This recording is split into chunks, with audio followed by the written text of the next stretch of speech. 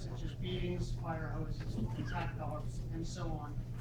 Do you think people today, especially young people, were aware of these events, or was this an eye-opening experience for people in our current times, which also sees this share of racial strife? Well, thank you very much. I must say that I am more than pleased to be at this place at this time for another year. It seems like everybody's getting younger. Colorful, and, handsome, and beautiful. But let me just say, I don't think many of young people know what happened and how it happened. They have some idea, but we have to find a way to make it plain and clear. And that's what I think is happening in March, book 1 and book 2. When I first moved to Atlanta in 1963 at the age of 23, I was chair of the student coordinating committee. We would attend Dr. Martin Luther King Jr. Church that he co-pastored with his father. We called Daddy King. And Dr. King would be up there preaching sometime. And his father would say, "Make it plain, son. Make it plain."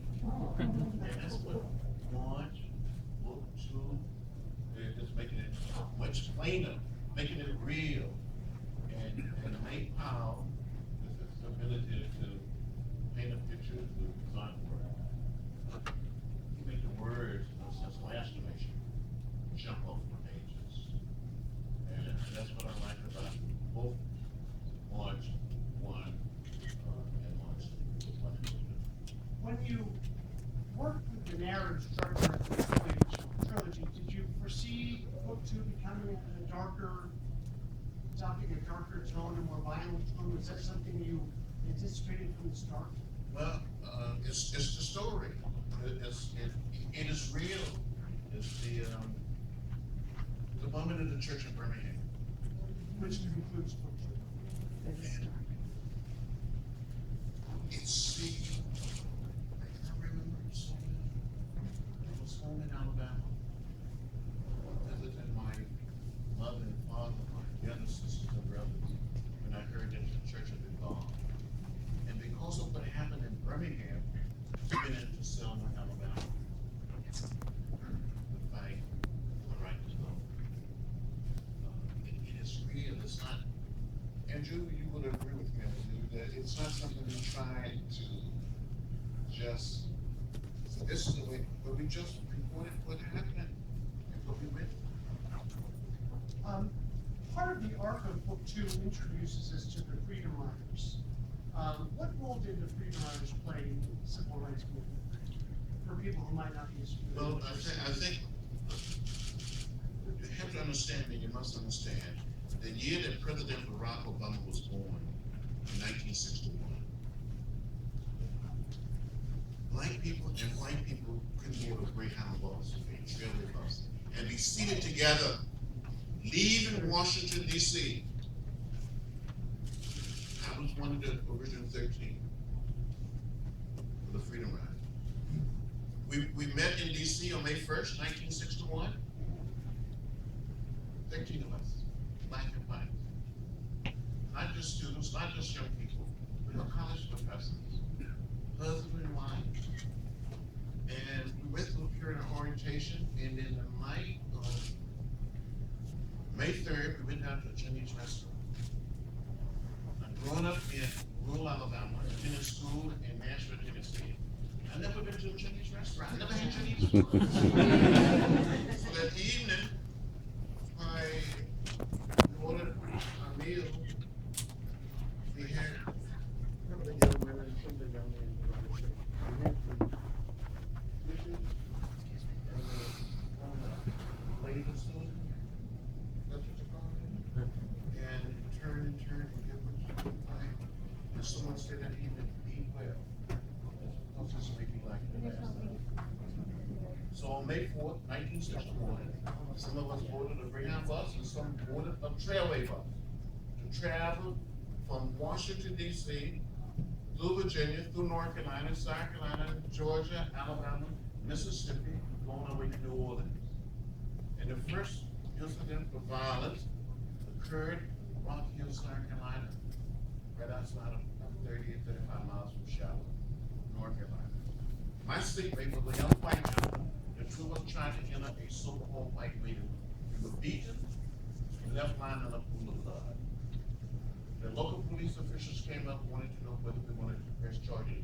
We said no. We believe in a way of peace, a way of love, and a way of nonviolence. Many years later, one of the guys who had been a member of the Klan came to my office, to be exact, February 09. He was in his 70s, his son in his 40s. He said to me, Mr. Lewis, and I'm one of the people that beat you during the Freedom Ride. I want you to apologize. Will you forgive me? And I said, I've sent your apology. I forgive you.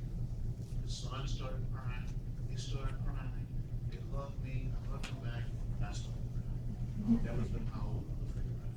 And as Andrew suggested, on November 1st, 1961, with the action of President Kennedy and his brother, Attorney General Robert Kennedy, those signs that say white waiting, colored waiting, white men, colored men, white women, colored women, they came coming down, and they're going down. I wanted to ask you about your orientation you described before the Freedom Rides. What did it tell you, and how did it prepare you? You said in the book that you all prepared before the trip. You all prepared wills before the trip, which means you understood what the consequences could possibly be. What was the orientation you gave you? Well, the people, the individuals that conducted the training said we could be arrested. We could go to jail for maybe a few weeks, a month, maybe a few years. And they said, I showed here a page from the book depicting some of the violence from the Freedom Rides, which gives people a sense of just how chaotic and unbelievable it was. March, it showed that you were, I wanted to touch on the Chinese meal you mentioned, because I thought it was a really notable event in the book. You say it was the first meal you had in the restaurant, but you had been in so many diners before without having been served. Did you feel like that was in some way a step forward that you actually were able to get served in a restaurant, or did it symbolize anything to you at the time? well, to be able to sit down and eat together as an interracial group in the nation's capital, we were all committed. We were like a family. We became what I call a circle of trust, a band of brothers and sisters, people that you go through training with. You become a family. When one person is being arrested, jailed, you don't share that concern. Let me just see here. When we talk about the Nashville sit-in, the lunch counter sit-in, you would joke that if anybody had actually offered to serve you, you couldn't afford to buy a sandwich. That's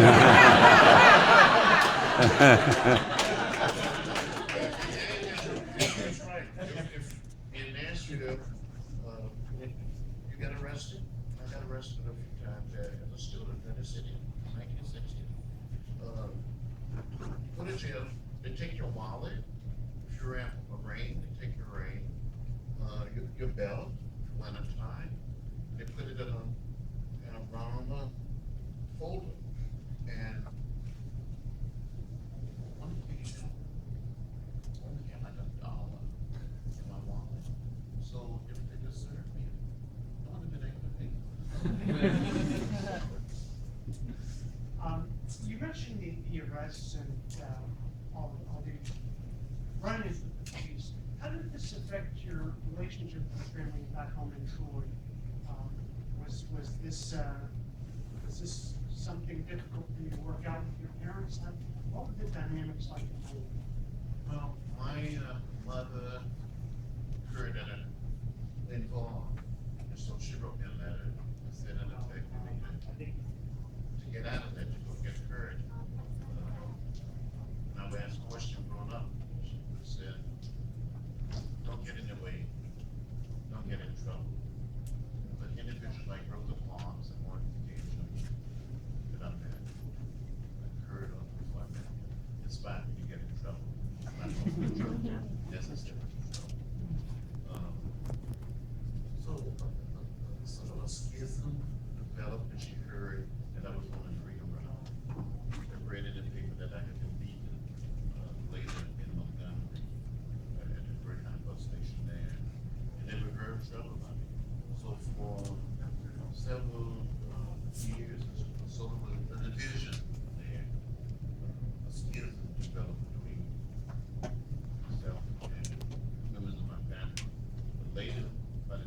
in Selma, and we got the voting rights act passed, and she could register. Her father, my grandfather, could register and vote, and my father could register and vote. She became a real supporter, real crusader, and everybody should get registered. Book two introduces us to a lot of characters, some of whom are very well known and almost household names, some of whom appear like key figures but aren't as well known. And I wanted to get you to discuss the roles of somebody like Philip Randolph, shown here on the screen. So A. Philip Randolph actually conceived of the March on Washington prior to World War II. And he's always been one of those figures that fascinated me because we often, I guess, as I've learned about civil rights, we hear the story of gods and kings. But A. Philip Randolph should be one of those kings that we know of. Congressman Lewis talks about how he could have been president if he was born at another time. He also had a deputy, Mr. Buston. And the two of them, the two of them worked incredibly closely. The thing that always impressed me about Randolph was that he actually stared down FDR in 1941 and won. He threatened to march on Washington if he didn't desegregate the military-industrial complex. And thanks to a little bit of political maneuvering with Eleanor Roosevelt, FDR acquiesced, and that's how the African Americans were allowed to work in the war economy. When it came to the March on Washington, as we talk about in the book, A. Philip Randolph was made chairman so that he could appoint Baird Rustin as his deputy. They didn't want Baird to be the chairman because he was gay. And they thought that would be attacked, and it was by, of all people, Strom Thurmond on the floor of the United States Senate. And so for us, as we crafted this narrative, one of the last scenes in the book actually came from an oral history that Baird Rustin gave and said it was the most meaningful moment of his life. And it was just after the March on Washington came. Everybody said there was going to be chaos, there was going to be violence, there was going to be disorder in the streets. And Baird walked into the hotel, and there was A. Philip Randolph just looking up at the sign that said March on Washington, his dream for more than 20 years. And so Baird, being Baird, started cracking jokes. He said, "See, boss, there's nothing, there's trash, there's nothing in the streets. It's clean, it's spotless." And A. Philip Randolph just turns around, these people who've worked together for decades, turns around and just cries and says, "Thank you, Baird." And so to me, Baird said that was the most meaningful moment of his life. And so for us, as his legacy, as a way to preserve his legacy, we put that at the end of the book to say our own thank you to him, because he was such a tremendous organizer, and he was such a tremendous asset to the leaders of the March on Washington. And yet we as a country were bigoted against him in multiple ways, not just because he was African American, but because he was gay. And as we look at the struggle today and we say, you know, the LGBT struggle is separate from other struggles, it's not. And in fact, it was interwoven into the earliest days of the movement. And so that was our way of saying thank you. My next slide, before I can kind of technical difficulties, is going to show James Farmer.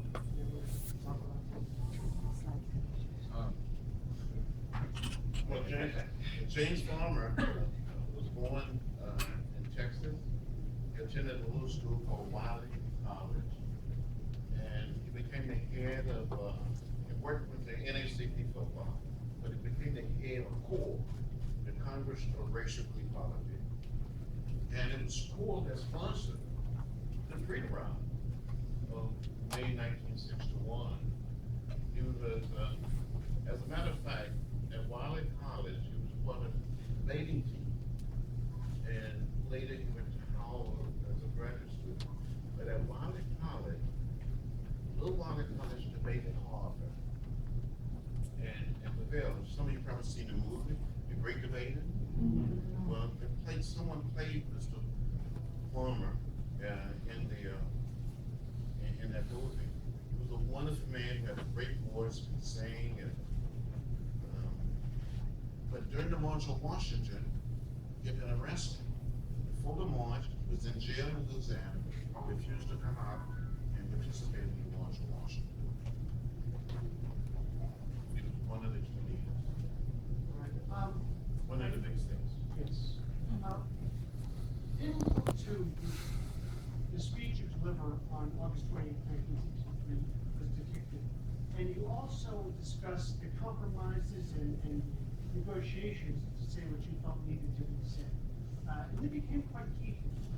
What was it like to try to spell out your vision while also making sure that all parties were satisfied? How difficult was that? Well, as chair of the Student Nonviolent Coordinating Committee at the time, I was 23 years old, had all of my hair up, I was much younger then, and some people thought I was probably too young to be wanted to speak it, but people said I should speak. And work with the young people, the students, black and white, college students from all over America that have make up the Student Nonviolent Coordinating. And we were working with people in Southwest Georgia, the Delta, Mississippi, Atlanta, Alabama, North Carolina, South Carolina, all over the South. And we tried to come up with a speech that really reflected the attitude of the people, within the Student Nonviolent Coordinating, but also the attitude of the people that we were trying to help. And some people thought my speech was too militant or too radical. And at the beginning of the speech, I said, in good conscience, we cannot support the administration proposed civil rights bill. But it was too little and too late. And I said, there's not anything in the proposed bill that will protect old women and young children involved in peaceful, non-violent protests, run down by police armed forces, and changed by police dogs or something like that.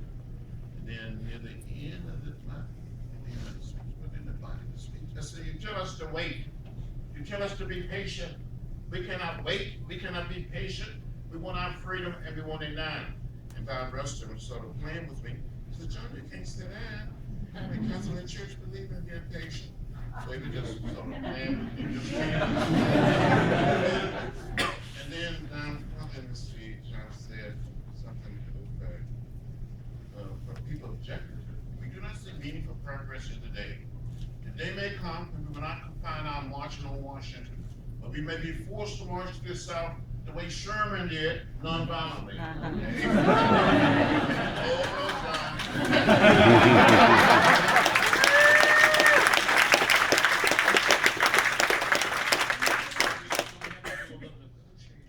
Said the Archbishop of Diocese of Washington would not get an invitation, didn't change his speech, and Robert Kennedy got involved.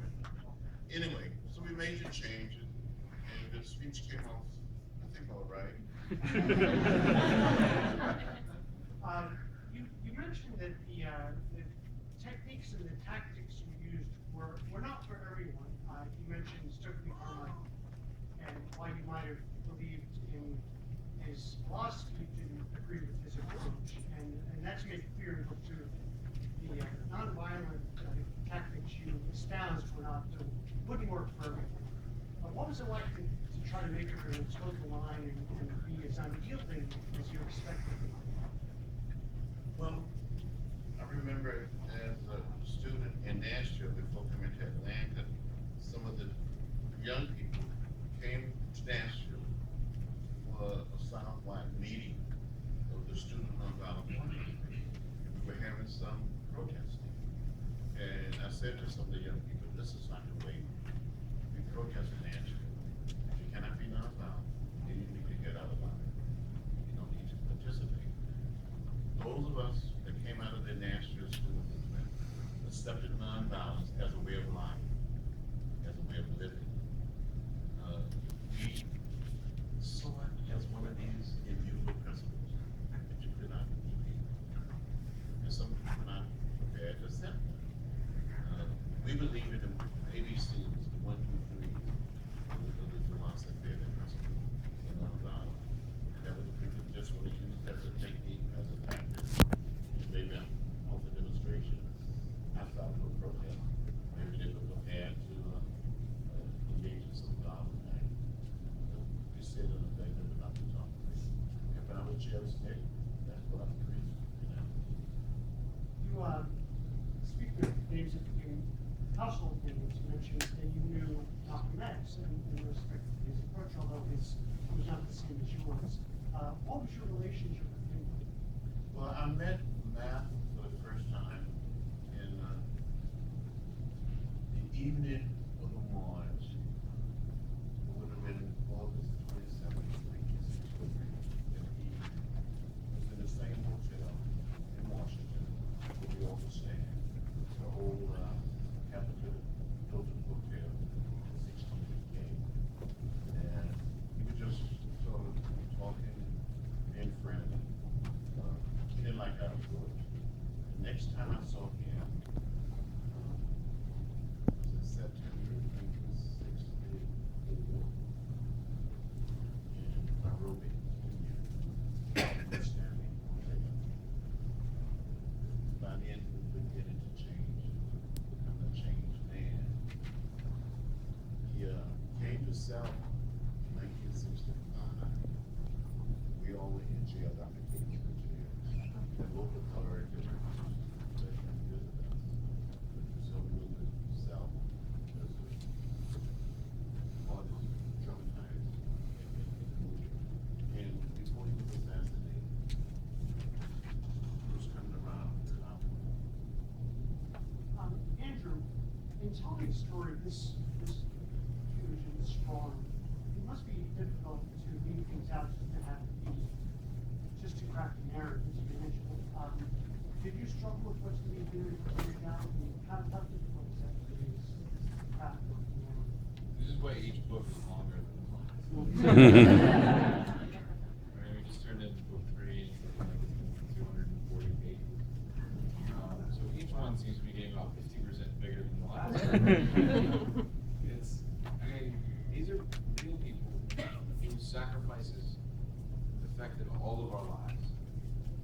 And for so long, I think they've escaped popular notice and misunderstandings to give them their own, or they're arrested in book 2, so the book 3, and into book 3.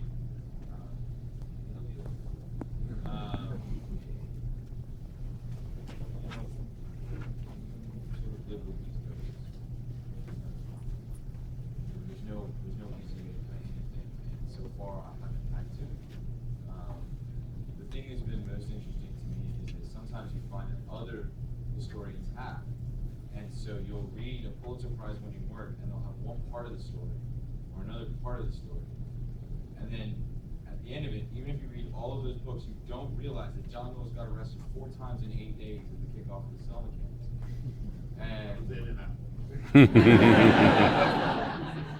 so he would get arrested middle of the day, out by the evening, be back on the picket line the next morning, and go to jail again, you know? And so you would hear about one arrest in one book, or another arrest in another, and until we started getting into the primary documents, because SNCC had unbelievable records, and they started to be digitized. And so we've been, I mean, the Congressman's memory is impeccable, and then you take that and you go back and you're reading the field reports, and you're reading the SNCC meeting minutes, and you're reading the Watts reports line, which is sort of like a 1-800 number for danger that they had during the Freedom Summer, where they would report all the incidents. Right? And you're reading these reports, and you're just you're emotionally taxed because just hearing about it is appalling. One of the stories was a gentleman got shot in the head, and he got shot twice in the head and lived, but they could only get 1 bullet out. And he got patched up. To work. These sort of things, and you know, my challenge is to try to find creative ways to give me an opportunity to show those visually. But the congressman lives through this, and that's where you're constantly giving those phone calls to him saying, "Are you okay? Really? I mean, like, you know, this is it gives you this optimism. I'm great." I'm like, why? But that's why it's so special. Speaking of events that made the victim powerfully, was an especially harrowing event that includes book 2. Congressman, what was it like to see these events depicted graphically in the novel? What did it mean at the time?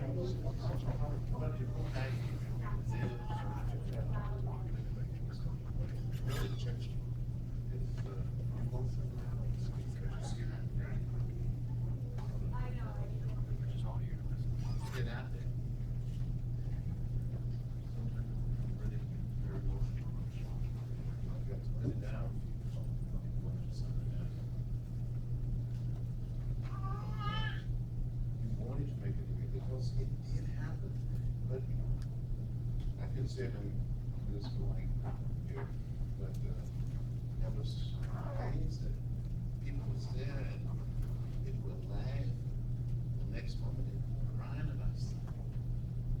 Something happened or something. People did, I remember in a home in Greenwood, Mississippi, in 1964. Somebody went into the house.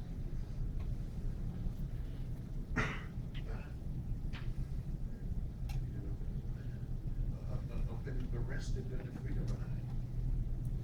Black, white, young people, not so young, and just stripped naked, and standing on the hallway, white men, you don't know what they do. The young women, they get arrested together, they just segregate us in different rooms, because the stripper always open. Give you a razor, if you have hair like you have, not a beard, a mustache. Just take it all off. Not in the real. You gotta have a rifle. You don't have anything. Until you go into the shower. So you don't, your mind just started running crazy. With it.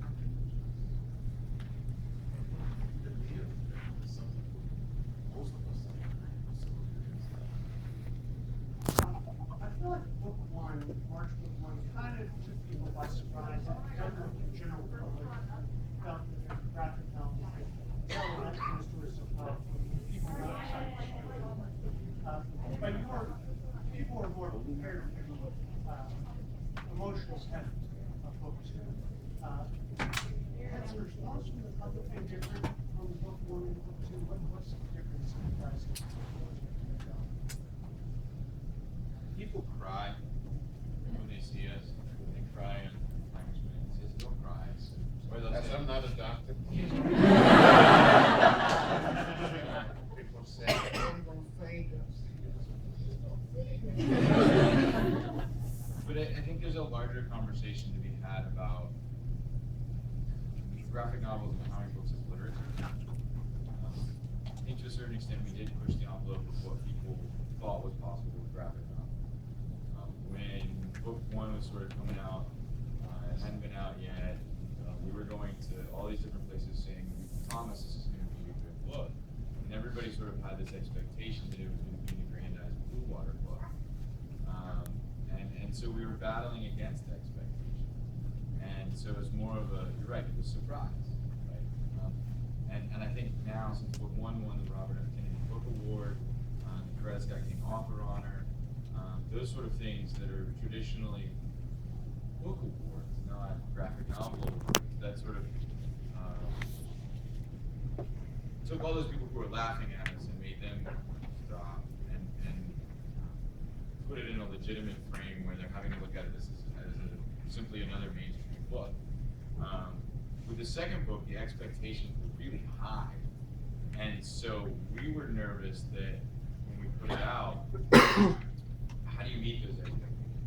You know, and then we were just fortunate that it seemed that we did. We got star reviews from all the literary journals, but at the same time, it's a mainstream book now. I mean, we're on the mainstream race and civil rights prose bestseller list for the New York Times again this month.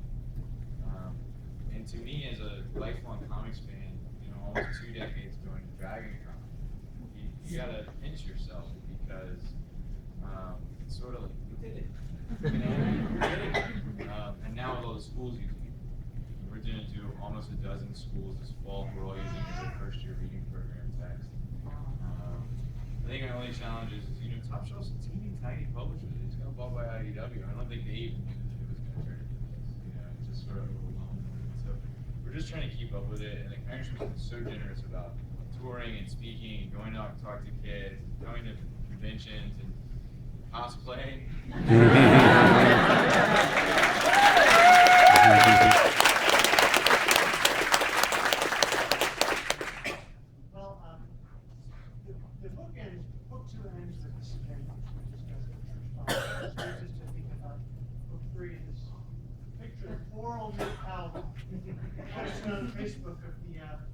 you sent me.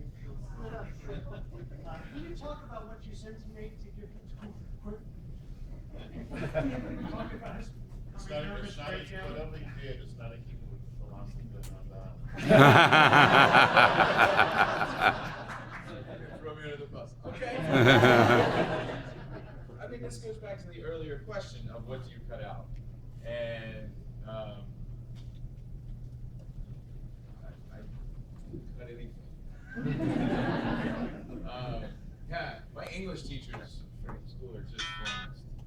You know, I never turned in a paper that was a word over. You know, and now, I mean, you know, from my headmaster, all of a sudden from my high school, he's like, "I wish you were my student." I was like, "You didn't say that." But I mean, there's this much history. I mean, what happened between the fall of '63 and the summer of '65? I could have doubled that if I really wanted to. I mean, I was still struggling to keep it condensed and keep the narrative moving very fast, particularly in the Freedom Summer. I mean, this was a period of time where it was like just every day, that church got bombed, that church got blown up, someone got shot, someone got pulled over, there was a high-speed chasing, Klansmen were chasing, every single day. And so many near misses. And what we know today are the people who were actually murdered. But we forget that there were so many people who were a hair's breadth away from death. And the people who went through that and survived have been able to tell their story to a certain extent, but they deserve more. And so I just couldn't.